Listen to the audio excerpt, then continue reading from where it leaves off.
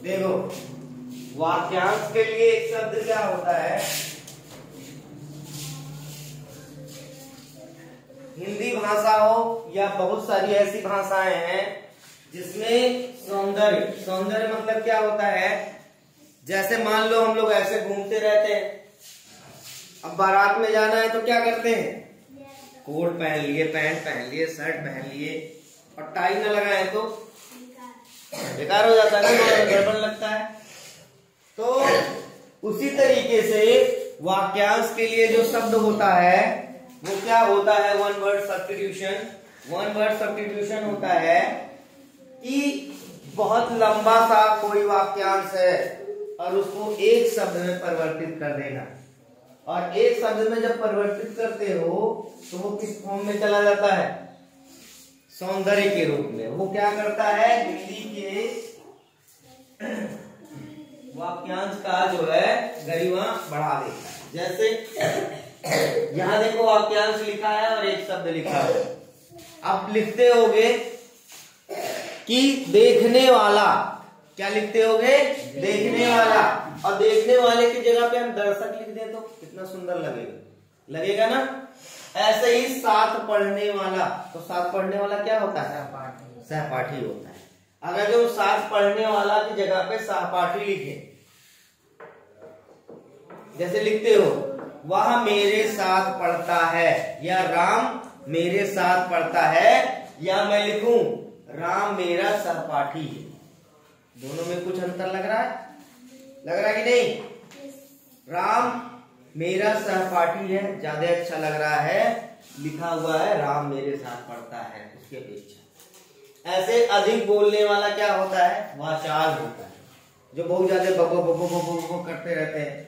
कौन टॉपिक दे दो, गांव में कुछ लोग ऐसे होते हैं, शहर में भी कुछ लोग ऐसे होते हैं, वो करेंगे तो कुछ नहीं, लेकिन उनके पास उनसे डिस्कस करोगे तो दुनिया का ऐसा कोई टॉपिक नहीं है जो उनके पास उसका सॉल्यूशन ना हो।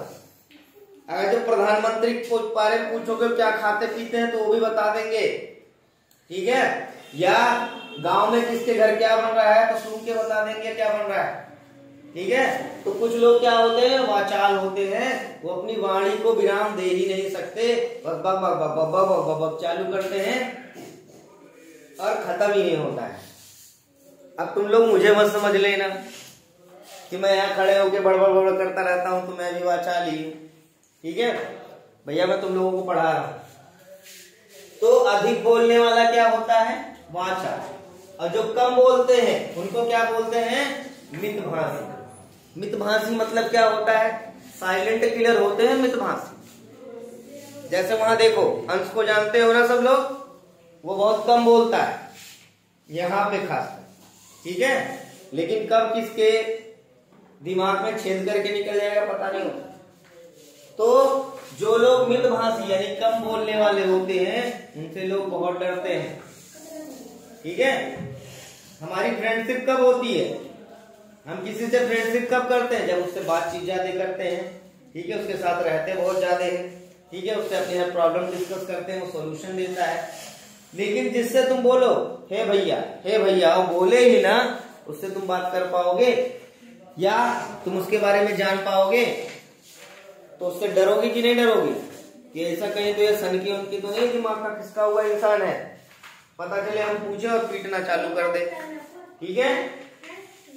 तो ये तुम्हारा कम बोलने वाला क्या हो गया? मितभाषी हो गया, ठीक है? और साग सब्जी खाने वाला क्या होता है?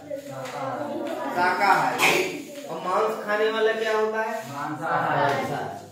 जो नीचे लिखा हो, जैसे हमने देखा होगा निम्नलिखित प्रश्नों का उत्तर दीजिए, निम्नलिखित। अब ऐसा नहीं है कि यहाँ निम्नलिखित लिखा हुआ है तो प्रश्न ऊपर है, ऐसा होता है क्या?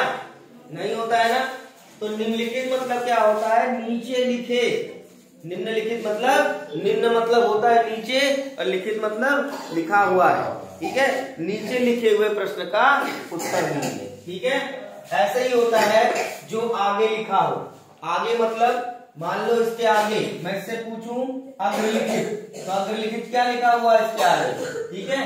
तो उस तरीके से क्या होता है, अग्र लिखे। ठीक है, अब जो ऊपर लिखा हो, ठीक है, जैसे लिखा होता ना अक्सर रेखा गणित वगैरह में या साइंस में हम पढ़ते हैं कि उपयुक्त चित्र को देखकर या उपयुक्त पैराग्राफ को देखकर या उपयुक्त सारांश को देखकर प्रश्नों का उत्तर दीजिए। ठीक है, तो उपयुक्त मतलब क्या होता है, यहां ऊपर रहेगा, आंसर यहां देना रहेगा, यानी ऊपर।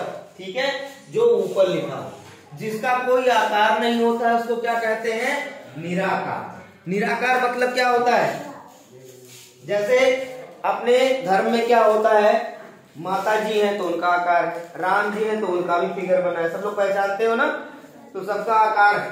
लेकिन कुछ ऐसे धर्म होते हैं जिसमें कोई आकार नहीं होता है, मूर्ति पूजा नहीं होती है, आकार नहीं होता है। ठीक है, तो भी उनको क्या कहते हैं, अब जिसका आकार होता है उसको निराकार कहते हैं, और जिसका आकार नहीं होता उसको क्या कहते हैं, निराकार। ठीक है, जैसे कुछ धर्म ऐसे होते हैं जिसमें आकार नहीं होता है तो उसको क्या बोलते हैं, निराकार। लेकिन जिसका कोई आकार, जैसे अपने धर्म में लोग हैं तो माता जी की फोटो है, ये है, सब तरह तरह के भगवान के सब फिगर चित्र बने हुए हैं, तो उसको क्या बोलेंगे, साकार। यानी साकार मतलब होता है कि जिसका आकार हो। ठीक है, जिससे हम लोगों का क्या है, आकार है। और मान लो अब ऐसे देख रहे हैं फर्स्ट पे कोई आकार नहीं है, ठीक है, अब मन में ही गणना कर रहे हैं, कुछ भी बना सकते हैं यहाँ। ठीक है, मतलब उसका कोई आकार ना हो तो उसको क्या कहते हैं, निराकार। जैसे पानी का कोई आकार होता है, नहीं होता। ठीक है, तो उसको क्या बोल सकते हैं, निराकार। जिसके पास धन होता है वो कैसा होता है, धनवान। अब मान लो तुम्हारे पास ढेर सारे रुपए पैसे हो, जमीन जायदाद हो, तो तुम क्या कहलाओगे, धनवान। ठीक है, और जिसके पास धन ना हो, जिसके पास कुछ ना हो, क्या कहलाए, निर्धन। मतलब वो ऐसे वैसे टहल रहा। ठीक है, अब कम जानने वाले को क्या कहते हैं, अल्पज्ञ। अल्पज्ञ मीन्स क्या होता है, जो अल्प ज्ञान रखता हो। क्या रखता हो, अल्प ज्ञानी बोलते हैं ना, अल्प ज्ञानी। अल्प ज्ञानी मतलब क्या होता है, जो कम ज्ञान रखता हो। ठीक है, कम जानने वाला। ठीक है, मान लो तुमने पूरी बुक पढ़ ली, 10 साल पढ़ रहे हो, और तुम एक को चैप्टर में बिल्कुल ना दूंगा, तो क्या कहलाएगा, अल्प ज्ञानी। ठीक है, जो दिखाई ना दे वो कैसा होता है, अदृश्य होता है।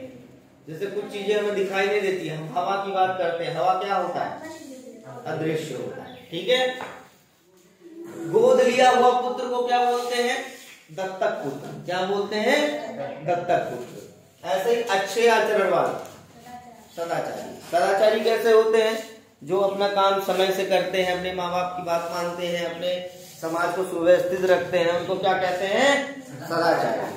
ठीक है, अब उसी की जगह पे जो मारपीट करते हो, रोज गरियाते हो, उल्टा सीधा करते हो, झगड़ा लड़ाई करते हो, या समाज को दुर्व्यवस्थित करते हो, ठीक है, लोगों को परेशान करते हो, तो वो क्या कहलाते हैं, दुराचारी। यानी बुरा आचरण वाले, बुरे आचरण वाले। जहां जाना सरल हो, सुगम। सु मतलब सरल और गम मतलब रास्ता। ठीक है, सु मतलब क्या होता है, सरल, और गम मतलब क्या होता है, रास्ता। अब जहां जाना कठिन हो, दुर्गम। ठीक है, दूर मतलब क्या होता है, कठिन, और गम मतलब रास्ता। जो कठिन रास्ता होता है उसको क्या बोलते हैं, दुर्गम। ठीक है, छोटा भाई को क्या बोलते हैं, अनुज। ठीक है, क्या बोलते हैं, अनुज। और बड़े भाई को अग्रज। ठीक है, जिसमें कोई दोष हो, जिसमें कोई दोष मतलब क्या होता है, जो मानसिक विकलांग प्रवृत्ति का हो, जिसकी सोच ही गंदी हो, उनको क्या कहते हैं, क्या कहते हैं उनको, सदोष। ठीक है, मान लो तुम्हारे अंदर मानसिक विकृति आ गई। विकृति मतलब क्या होता है, ऐसे नहीं कि तुम मेंटल के पेशेंट हो गए, वो हम नहीं कह रहे। क्या हुआ, तुम जैसे अपने समाज के प्रति गलत सोच रहे हो, अपने लोगों के प्रति गलत सोच रहे हो, तो वो क्या हो जाता है, सदोष हो जाता है उसके अंदर। ठीक है, ऐसे ही जिसमें कोई दोष ना हो, कोई गलती करता ही नहीं हो तो वो क्या कहलाएगा? निर्दोष। ठीक है। ऐसे बहुत जानने वाला क्या होता है? कम जानने वाले को क्या कहते हैं? अल्पज्ञ कहते हैं, और बहुत जानने वाले को बहुज्ञ। ठीक है। ऐसे ही जो दिन में एक बार हो, जैसे बोलते हैं दैनिक क्रियाकलाप, क्या पूछते हैं? दैनिक क्रियाकलाप। तो दैनिक क्रियाकलाप में आप क्या करते हैं? सुबह से लेकर शाम तक का जो काम करते हैं वही बता देते हो। तो जो दिन में एक बार होता है उसको क्या कहते हैं? दैनिक। ठीक है, समझ गए?